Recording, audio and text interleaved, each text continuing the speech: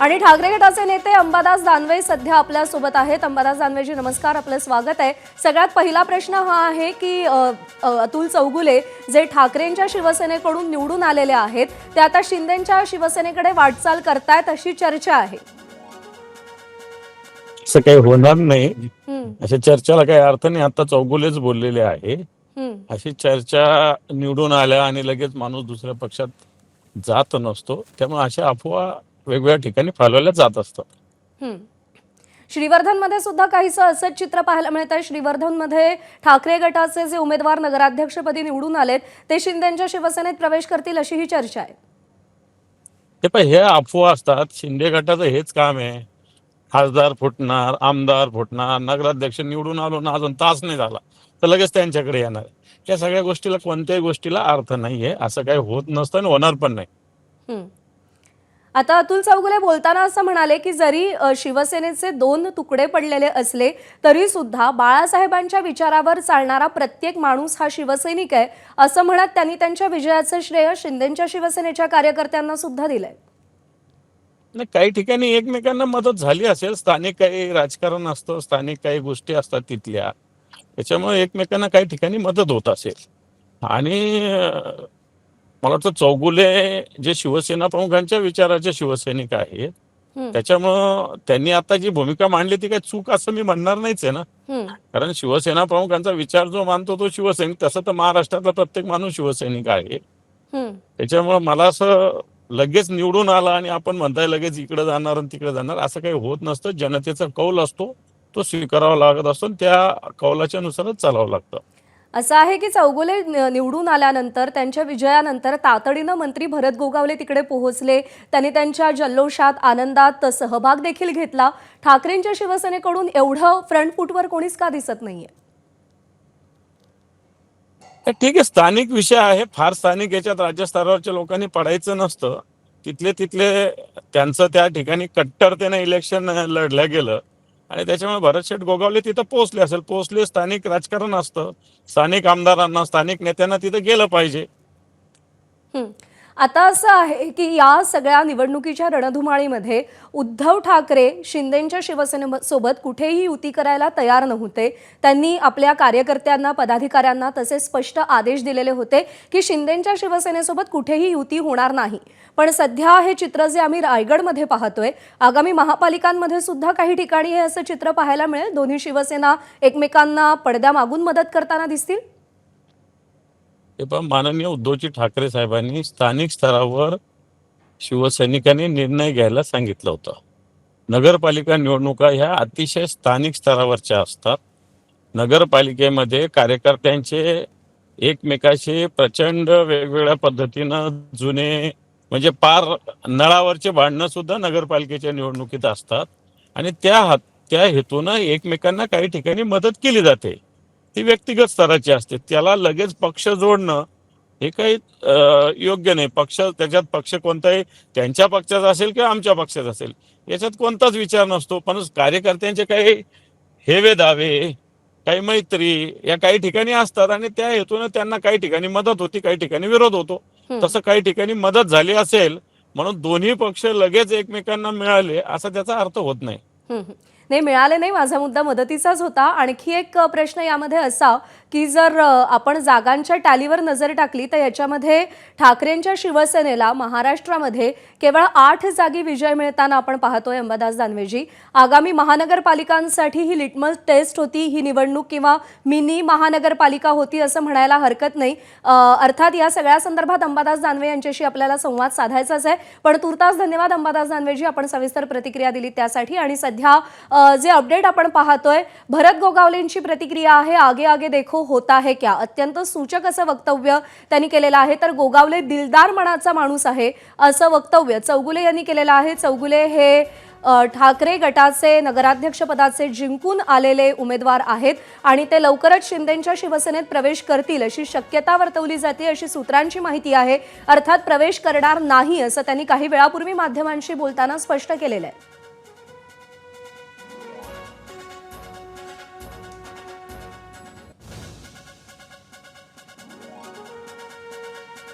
तर कोकणात शिंदेंची शिवसेनाच मोठा भाऊ ठरलेली आहे. कोकणात 27 पैकी 11 जागांवर शिवसेनेचे नगराध्यक्ष विराजमान होताना आपण पाहतोय.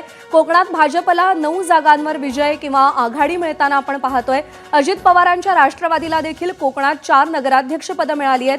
बुलढाणा नगर परिषदेत आमदार संजय गायकवाड यांच्या पत्नी विजयी झाल्यात. सुरुवातीला त्या पिछाडीवर होत्या, पण आता त्या विजयी झालेल्या आहेत. अतुल चौगुले जे आहेत ते शिंदे सेनेत विजयी झाल्यानंतर निवडून प्रवेश करणार अशी चर्चा रंगली होती. ठीक आहे ना, आत्ताच झालंय. जरा थोडंसं जेवल्यानंतर हात सुकायला लागतात. जरा हात सुकू द्या, मग बघू काय करायचं ते. कशा पद्धतीने रायगडमध्ये यश आले शिंदे सेनेला? चांगल्या प्रकारे यश आलेलं आहे. कारण आज जर आपण पाहिलं तर महाड, खोपोली, माथेरान हे आम्ही जिंकलेले आहेत. त्यानंतर पेन मला वाटतं यांच्याकडे असेल, BJPकडे असेल. उरण मला वाटतं महाविकास आघाडीकडे त्यांच्याकडे आहे. अलिबाग महाविकास आघाडीकडे आहे. आणि बाकी मग NCP, BJP आणि आम्ही ते घेतलं. सुनील तटकरे यांच्या बालेकिल्ल्यात स्वतः मंत्री भरत गोगावले दाखल झालेत, विजयात जल्लोष करतायत. एकंदरीत सुनील तटकरे यांना एक प्रकारचं आव्हान असेल. जसं करावं तसं भरावं. जेव्हा दुसऱ्याच्या घरामध्ये आपण डोकावून बघतो तेव्हा आपल्या घराची दारं लावायला असायला पाहिजे. आणि त्या अनुषंगाने जेव्हा आमच्या मतदारसंघामध्ये जर ते एवढे मोठे ढवळाढवळ करत असतील तर आम्हाला का नको करायला? एक जशाच तसं उत्तर आहे. रोहा, मुरुड आणि अलिबागमध्ये देखील आमदार जे महेंद्र दळवी आहेत त्यांना देखील कुठेतरी यश आलेलं दिसत नाहीये. कुठेतरी कमी पडल्याचं वाटतंय. असू शकतं ना. जे आहे ते स्वीकारणं आता गरजेचं आहे. त्याला पर्याय नाही. मेहनत घेतली प्रत्येकाने, सगळ्यांनी, परंतु जिथं यश आलं ते आले आणि जिथं नाही आलं ते स्वीकारायचं आहे.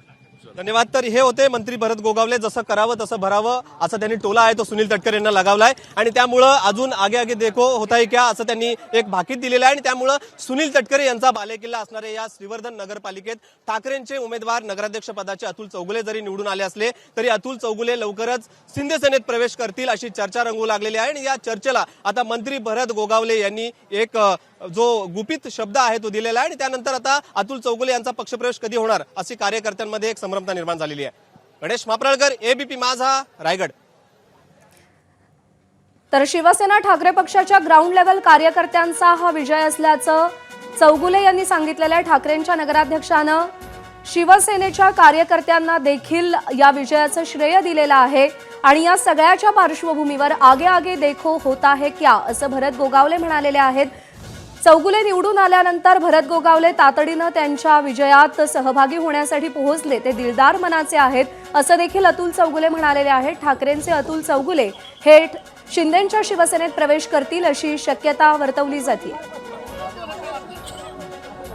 राज्यामध्ये एकीकडे भाजपला मोठं यश मिळालं असताना दुसरीकडे चंद्रपूर मात्र अपवाद ठरलेला आहे. चंद्रपूरमध्ये काँग्रेसला घवघवीत यश मिळालं. आपल्यासोबत काँग्रेसचे ज्येष्ठ नेते विजय वडेट्टीवार. विजूभाऊ, काँग्रेसला मोठं यश आज मिळालेलं आहे, काय सांगाल? सर्वांची एकत्र मेहनत, कार्यकर्त्यांचा प्रचंड पाठबळ आणि आम्ही सर्वांनी घेतलेली मेहनत त्याचं हे फळ आहे. आणि विशेष म्हणजे चंद्रपूर हा पुरोगामी विचारावर ठाम विश्वास ठेवणारा जिल्हा आहे. काँग्रेसच्या विचाराचा जिल्हा आहे इथे. त्यामुळंच हे प्रचंड यश जे मिळालं ते 11 पैकी भाजपला 1 जागा मिळाली. फक्त एक. आणि तेही एवढूशा नगरपंचायत मध्ये, BC मध्ये, ज्या आमच्या ब्रह्मपुरीचा एक वार्ड आहे तिथे यश मिळवलाय. याच्यापेक्षा काही नाही. आज महाराष्ट्रामध्ये प्रचंड सत्ता असताना चंद्रपूरचा गड आम्ही राखला, कार्यकर्त्यांच्या भरोशावर राखला. एकीचे सगळी प्रदर्शन सगळ्यांनी केला. इसका मतलब यही है, चंद्रपुर में जंगल का जिल्हा, टाइगर का जिल्हा, टाइगर अभी जिंदा है. भाऊ, 5 आमदार आहे जिल्ह्यामध्ये, तरीही अशी स्थिती झाली भाजपची. काय याच्याबद्दल काय सांगाल? भाजपा अकेला भारी. अभी आता यांनी करावी जिल्ह्याच्या बाहेरची वारी. एक शेवटचा प्रश्न.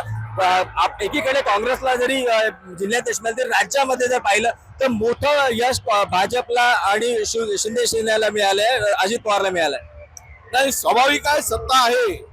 सत्तेतून बाजूला लोक काही प्रमाणात जातात. सत्तेचा वापर, पैशाचा वापर, यंत्रणेचा वापर आणि वरून निवडणूक निर्णय आपला इलेक्शन कमिशनचा वापर सहकार्य या सगळ्यामध्ये यश मिळालं असेल, पण आम्ही मात्र इथे त्याला अजिबात तारा जिल्ह्यातील जनतेने लागू दिला नाही. एक शेवटचा प्रश्न भाऊ, तुम्ही आता म्हटलं की सत्ता होती म्हणून तिकडे आणले. चंद्रपूर सत्तेपासून वंचित झाला, तुमच्या मित्राला मंत्रीपद मिळालं नाही म्हणून अवस्था झाली का?